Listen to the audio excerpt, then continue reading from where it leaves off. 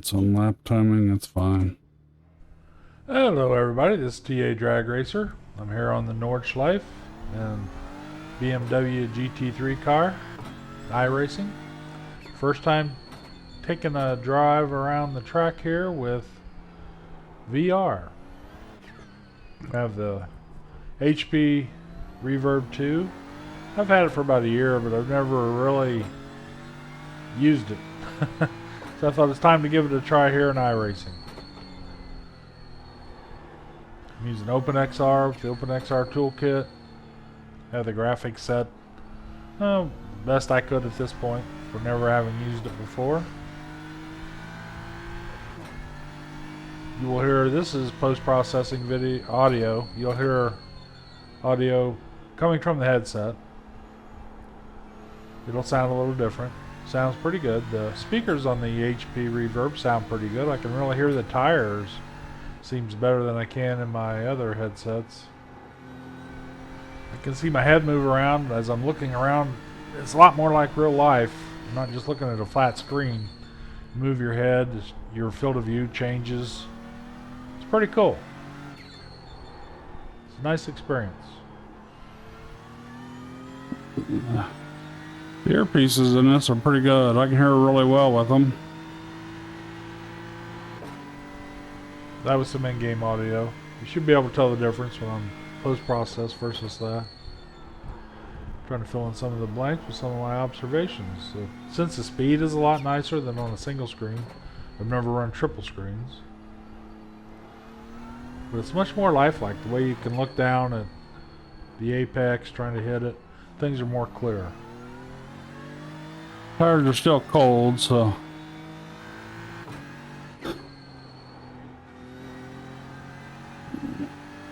I haven't driven the BMW in here much lately. I'm still going to be somewhat cautious here. Seems to be sticking pretty well. Of course, I've been driving the GT4 cars. There's a big difference.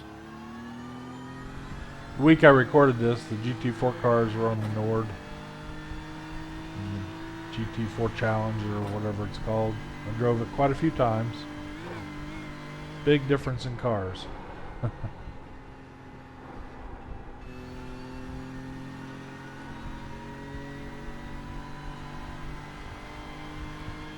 pluses are, it's just more natural driving. You're looking around just like you would in a real car. You're looking where you need to look. I can see, for instance, where I'm trying to hit these corners. I think I can be a little more accurate with those things. It's not all perfect, but it's definitely different than watching it from a flat screen even when you're racing. You can see all my curbs and everything really well. The gear shift indicator isn't as obvious as it is in my without the headset on. I see it on my wheels, nice and bright. Can't see that. Oh, come on. Screwed that up last time I was here. In my defense, I've been driving the GT4 car. Drives a little different.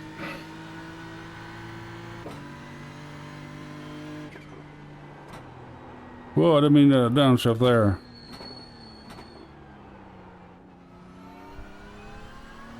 When I first hooked up the HP Reverb, I did some flight simulator. It was kind of awkward because you can't see the controls, you can't see your keyboard.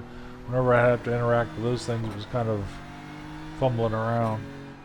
Still feel the tires slipping quite a bit under me.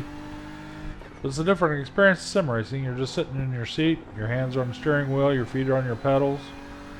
Overall, it's a better experience, I believe.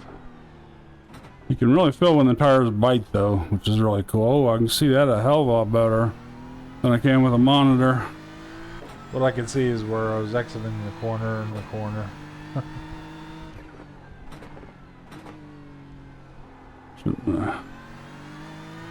Could only downshifted once there. I'm trying to enjoy the view plus drive. It's not the easiest thing. The world just kind of opens up to you. I can see the sides better, way better than with the flat screen perspective. As you can see, as you're turning and stuff, your head's naturally rotating just like it would in a real car. Let's see how we do here. It's not super clear. If I get it right in the perfect spot, it's really clear.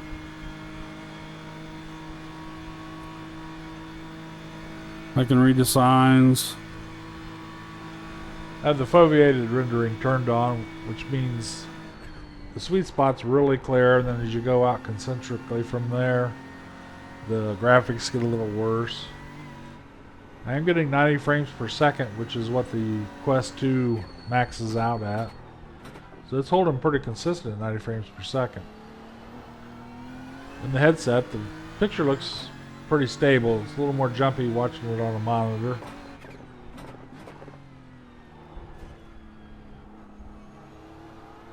The end of that really easy. You power right in the slot there. Yeah, your field of view and your perspective is different than on a flat screen. You're more spatial awareness, I believe.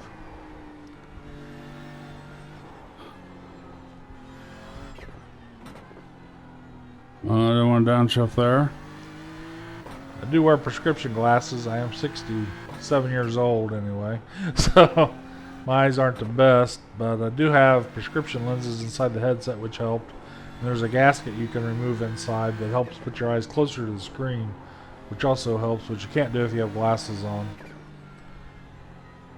These headsets really accentuate the noise of the tires slipping. I can hear that real well in here. Normally I use the Corsair Virtuoso headset. The profile I have set. I don't hear the tires as well as I do here in the HP Reverb 2 headset, which sort of just sets over your ears.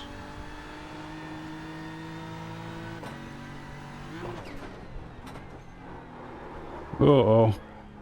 Can I save it? No.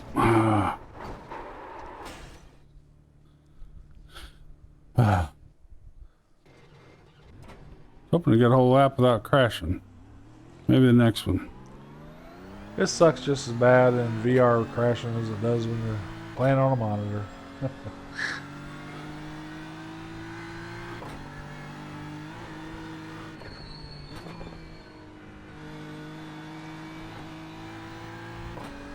I didn't realize why I was up there.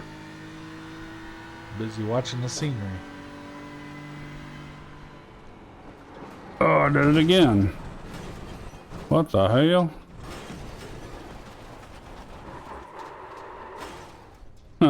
Shit. Oh, okay. Let's go ahead and get it fixed, guys. Let's see if it'll drive. No. Try it again. Oh, put me past it.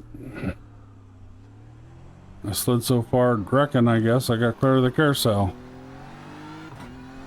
Game got tired of watching me crash.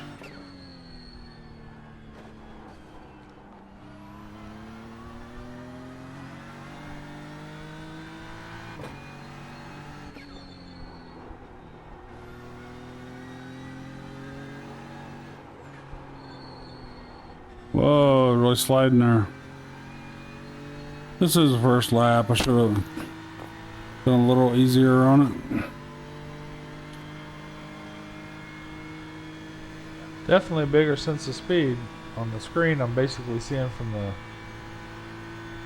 left corner of the roll bar there over to about the right where that view was just at. You don't see out the side windows. I don't see the other overlays I turned on. I use RaceLab app overlays. Excellent product. One of the few things I subscribe to. I don't usually subscribe to third-party things like that, but it's been excellent, and I really think I can get the value out of it. Let's see if we can get a full lap without crashing here. Yeah, let's see.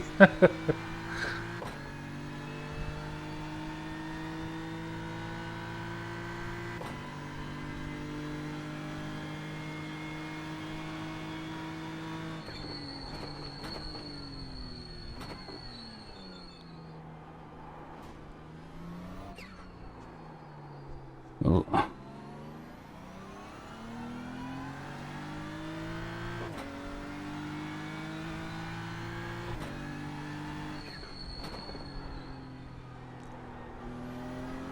During the week when the GT3s were on the Nord, I didn't use the BMW. I used the Audi. A friend of mine, we're going to race one of the endurance races.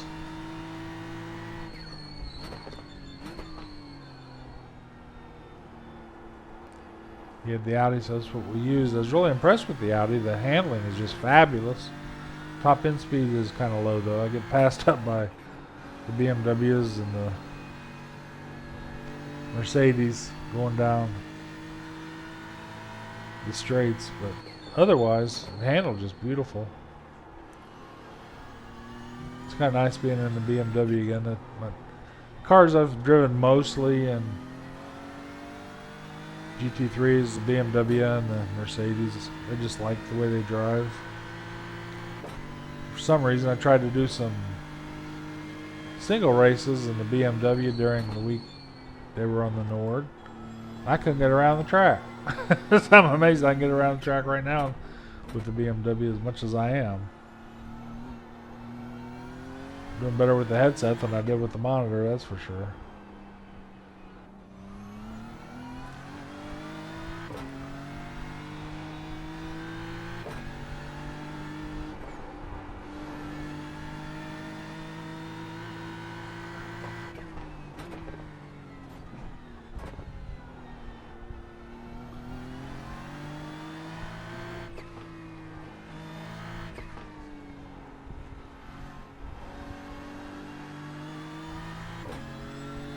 Didn't realize I was in second gear there.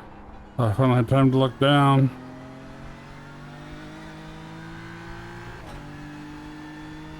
So I can't see those things as easily.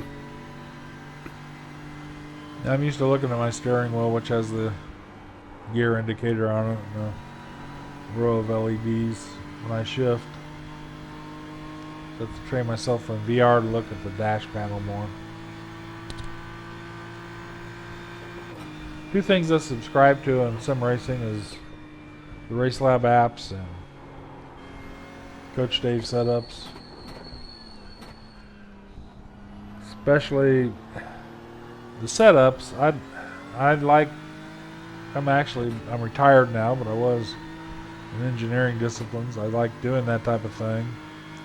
But I wanted to spend more time racing, and I'm just learning. This is my first year. I'm coming towards the end of my first year sim racing, but I didn't want to spend all my time just working on setups. I need to improve my driving, so I wanted to spend time driving, and I wanted to learn properly. So I figured if I got the car set up properly, I need to learn to drive it properly. So I think it's been a help. Being 67, it's hard to teach an old dog new tricks.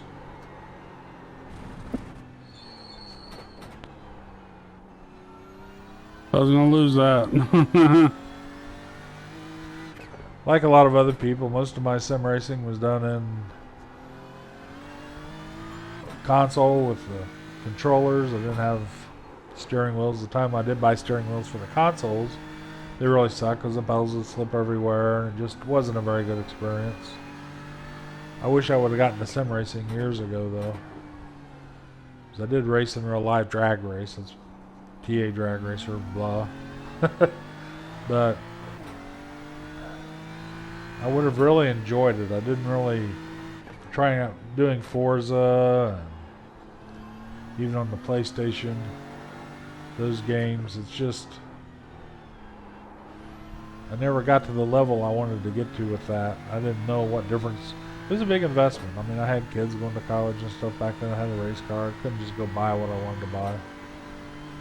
I was bleeding money other places, but I wish I'd have got into it a few years ago. It would have been really fun. I've always heard about iRacing, and to be honest, I tried. I mean, I have a set of Corsa Competizione, I have a set of Corsa, I have Race Factor 2, I have Automobilista 2. They're all great sims. I thought, wow, it'd be great if I didn't have to spend money every week and have a subscription to iRacing and have to buy tracks and cars constantly. But if you want to get into real racing, iRacing, for me, is the only place to do it. I tried low fuel motorsports, but I just don't spend enough time in ACC to really get that proficient with it. Plus, their big user base isn't in the United States, which is where I am. It's mostly Europe, I believe. Most of their servers are Europe. It's a nice little catch there from that slide. Nice save, if I say so myself. I thought I was done there. And the big advantage of iRacing, on day one, opening up iRacing, I'm in the rookie class. I can go out and I can have races. I got to learn safety. I got to do all that in the safety class. And like low fuel motorsports, you got to qualify just to get your rookie license, which I understand what they're doing, but it's not as easy entry. One thing I would change if I was them, I would have a rookie class where people can just come in and start racing. If they don't get out of the rookie class, they'll lose interest in it pretty quick. But it gets them in their sim and racing, which is what I wanted to do. I didn't want to sit around practicing for a month just to get a license so I could go in and use their sim to race. I was already getting promoted in iRacing, having real races, real people. And there's such a variety, you're not just stuck into one class of type of cars. I've definitely gotten better as I've progressed. I'm not as quick learning as some, that's for sure. But with a variety of tracks I've had to learn, a variety of cars, handling difference in all the cars, it has made me a better racer overall. I love the Cup car. Now that I have an A license, whenever I get go out and race, I feel like I have to be cautious because I get slammed on safety with just some violations, whether they're my fault or not. That's the problem I have with iRacing. I'd love to race the Cup cars. I still race them. I'm racing them this week because they're on the Nord.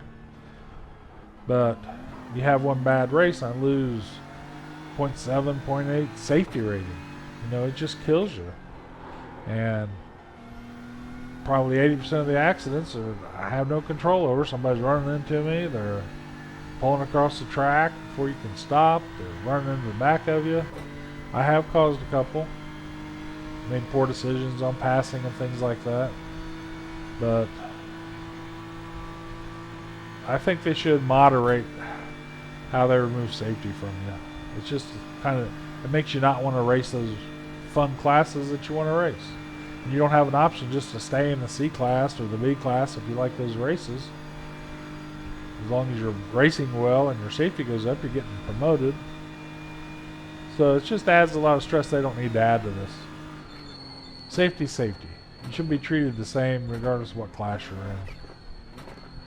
That's my issue with that. Because I'd have a lot more fun racing all their content if I didn't have to constantly worry about my safety rating and getting demoted. So I got to go out and do several races just to pad my safety rating. 46.997.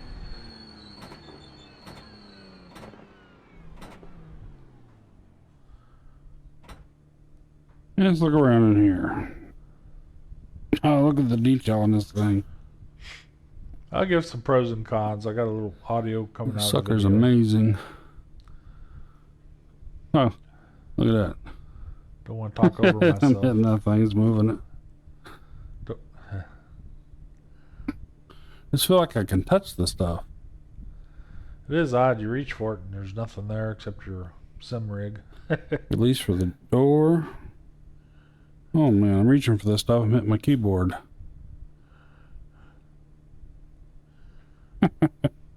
This is some crazy stuff. Would I trade my monitor for the VR headset right? Not right now, I wouldn't. No. Oh. Let's get out of here. I do feel eye strain a little more. Yay. It's not quite as comfortable. It's definitely not as easy to use. I can just hop into my sim now, fire it up, and start racing. Takes a little bit to get the headset hooked up, get everything in order. It's just some other video. Hopefully you can hear my commentary over this. I'm glad I bought the HP Reverb 2. It's a nice experience to play with. I don't think it's quite there for me to use as my only source for iRacing or other racing sim titles. I'll probably still play with it on the flight sim and in iRacing, and I want to try it in the set of Corsa and AMS2 and those games as well. See what the experience is like. And I may try it in some live races. I don't know yet. So anyway, I hope you enjoyed the video. Hope you learned a little bit about VR. And this is TA Drag Racer. I'm signing off. I'll see you next race.